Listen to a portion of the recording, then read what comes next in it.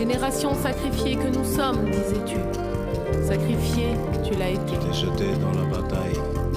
Tu t'es jeté dans la bataille, tu t'es exténué, pourvu que nous puissions marcher fiers.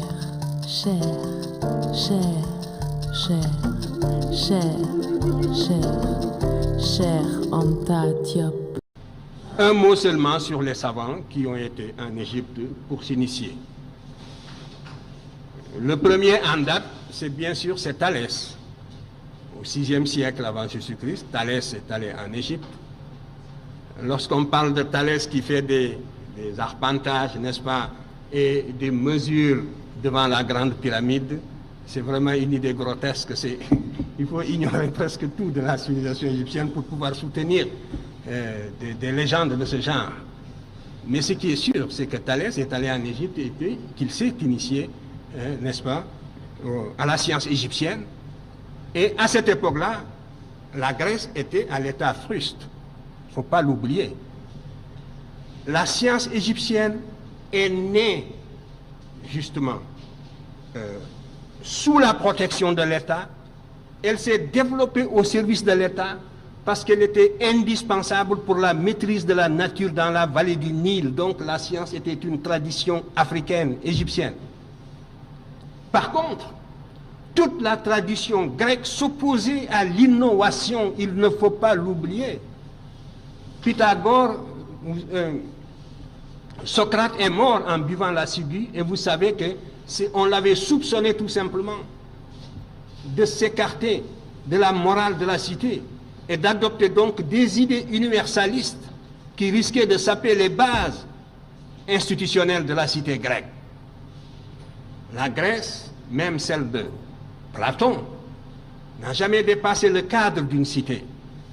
L'Égypte avait créé, l'Afrique avait créé pour la première fois un État-territoire groupant plusieurs cités, avec des institutions particulières, avec une toute autre philosophie politique, qui s'oppose point par point à l'individualisme septentrional hérité des steppes eurasiatiques.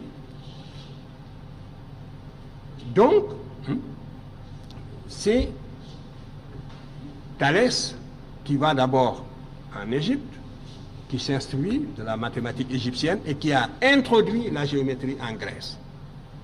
Mais la science était une nouveauté en Grèce qui n'était pas acceptée par la religion et la tradition grecque. La société la plus intolérante de l'Antiquité jusqu'à la Révolution populaire, jusqu'au triomphe des plèbes, c'est la société grecque. Étudier les structures sociales et la répression féroce de tous les novateurs. Anaximandre a failli, Anaxagore a failli être tué. C'est parce qu'il était l'ami de Périclès, et c'est Périclès qui l'a sauvé de justesse. Aristote s'est enfui, il a failli être tué. Platon s'est enfui, il a failli être tué. Socrate a été tué. Voilà la société grecque et son attitude à l'égard de ses savants. L'innovation philosophique, l'innovation scientifique, on n'en veut pas. Ce sont des notions étrangères aux structures sociales grecques. Jusqu'à la Révolution. L'élément porteur d'avenir de la société grecque, ce n'était pas son aristocratie. C'était la plèbe, les sans-feu ni lieu, qui n'avaient aucun droit, qui vivaient à l'extérieur des cités, qui par conséquent devaient conquérir le droit de cité par la force, qui, tout le potentiel laïque et rationnel de la société grecque se trouvait chez la plèbe. Et c'est avec la montée des plèbes que la société grecque s'est laïcisée dans les conditions que l'on sait et sur lesquelles je ne peux pas m'étendre, mais tout ceci pour dire donc qu'il y avait antinomie entre structure sociale grecque traditionnelle et science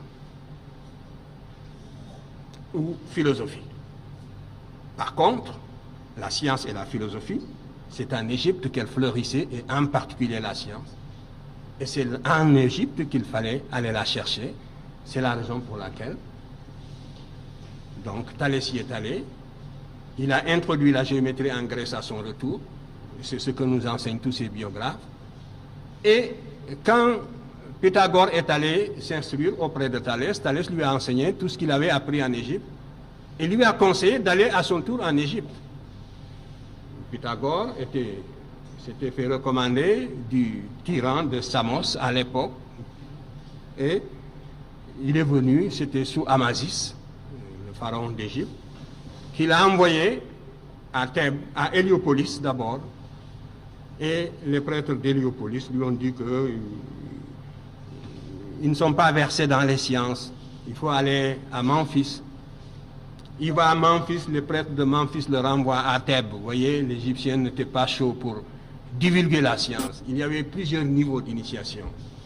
Et malheureusement, vous voyez, une civilisation qui se perd, n'est-ce pas, recèle, si vous voulez, les éléments fossoyeurs même, ses propres éléments fossoyeurs, mais on ne s'en rend pas compte.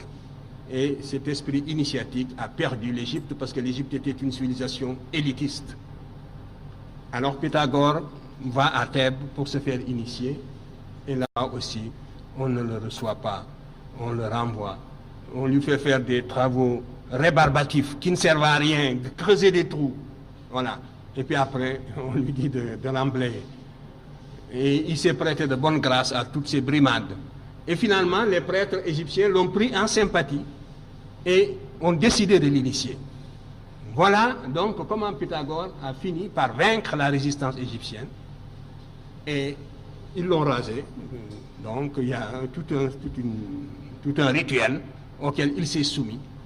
Et il a été initié. Et il est resté pendant 20 ans, 22 ans en Égypte.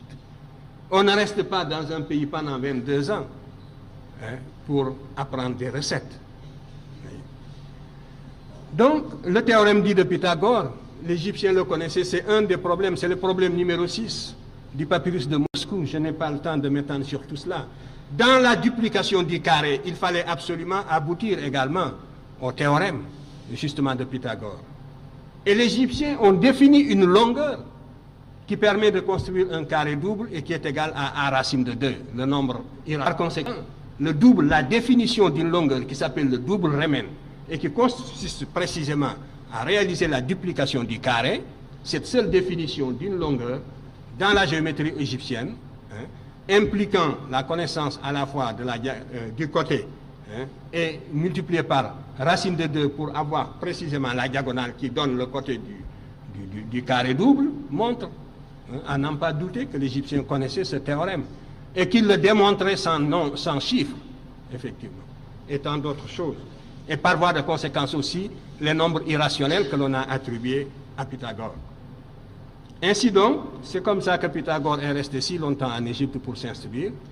Et les Égyptiens ont souvent dit, que souvent, Diodore l'a relaté, que les Grecs, une fois rentrés chez eux, s'attribuent toutes les sciences qu'ils ont apprises en Égypte. Ce n'était pas un secret. Mais parmi tous les Grecs qu'ils ont initiés, c'est Pythagore qu'ils aimaient le plus parce que c'est Pythagore qui avait gardé dans son enseignement l'aspect symbolique de l'enseignement égyptien. Les Égyptiens étaient extrêmement symbolistes dans la transmission de leurs sciences et Pythagore avait gardé cet aspect. Nous avons retrouvé les signes pré-algébriques qu'utilisaient Pythagore, et en tout cas les pythagoriciens, parce que Pythagore n'a pas écrit, ses écrits n'ont pas survécu. Mais les pythagoriciens de Crotone, n'est-ce pas, on a retrouvé les signes pré-algébriques qu'ils utilisaient et qui sont des signes hiéroglyphiques égyptiens qui montrent à n'en pas douter également, n'est-ce pas, l'influence de l'Égypte sur la science grecque. Alors, tout cela, de la même façon, montre que la Grèce est allée s'initier en Égypte. Et mieux, même les savants qui n'avaient pas fait le voyage, souvent l'inventaient.